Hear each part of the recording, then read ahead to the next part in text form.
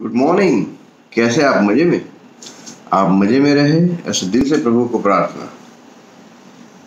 आज का सोनेरी वाक्य है कि जैसे जैसे हम सीखते जाते हैं वैसे वैसे हमें मालूम पड़ता है कि हम कितने अज्ञानी थे। ये बहुत बड़ी बात है कि जब तक हम जीते हैं तब तक हमें सीखना है, नॉलेज लेते रहना है और नॉलेज बांटते रहना है। अभी मैं एक बुजुर्ग को मिला था तो एट द एज ऑफ 70 वो गुजरात विद्यापीठ में जाते हैं, वहाँ से संस्कृत का बुक्स लाके संस्कृत सीखते हैं, गुजराती की बुक्स लाके गुजराती सीखते हैं। एक दूसरे बुजुर्ग एट द एज ऑफ 85 उनके यहाँ संगीत टीचर आता है और उनको वायलिन बजाना सिखाता है। तो ये बहुत बड़ी बात है कि जिंदगी बहुत मजे की है, बहुत सारा सीखना है, बहुत सारा एंजॉय करना है।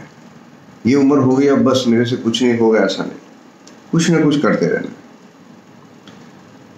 भागवत जी में ओम नमो भगवते वासुदेवाय, ये जो ब्रह्मचर्य है उससे मन को शांति मिलती है, मन को स्थिरता मिलती है और मन को आनंद मिलता है। ये रहा सनत कुमार का पहला अवतार।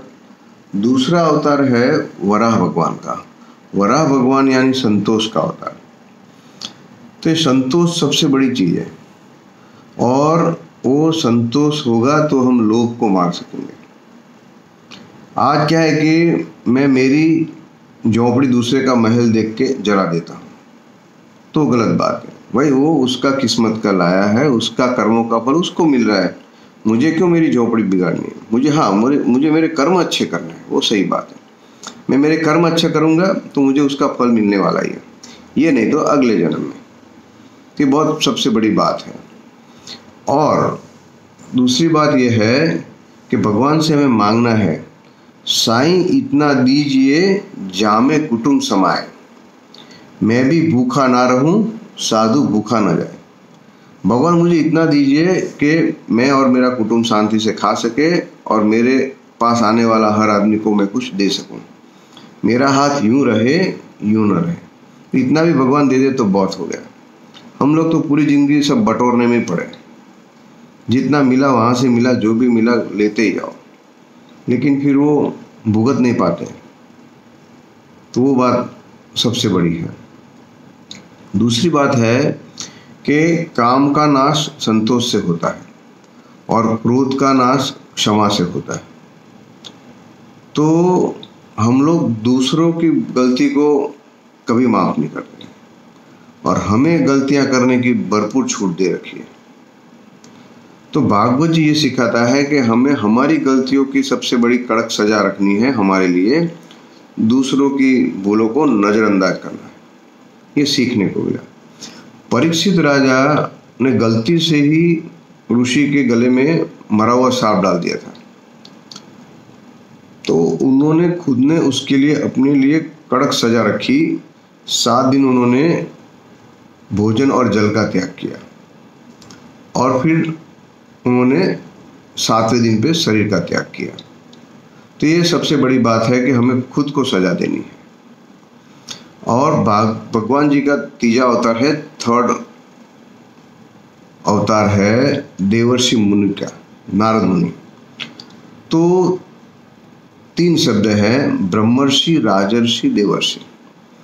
ब्रह्मर्षि यानी वो ब्राह्मण कुल में जन्म लिया है और सही माने में ब्राह्मण है और जो ऋषि जैसा जीवन जीता है वो ब्रह्मर्षि है।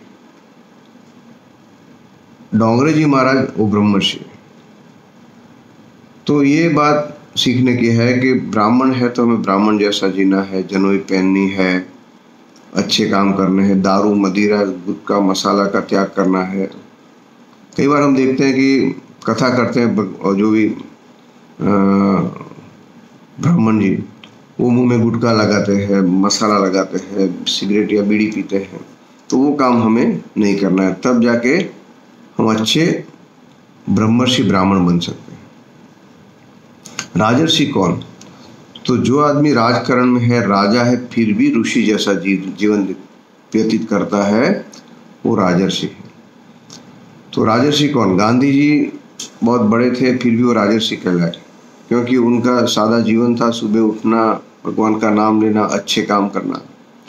उसी तरह अम्बरीश राजा भी राजर्षि कहलाए, क्योंकि थे वो राजा लेकिन वो जीवन जीते थे ऋषि जैसा।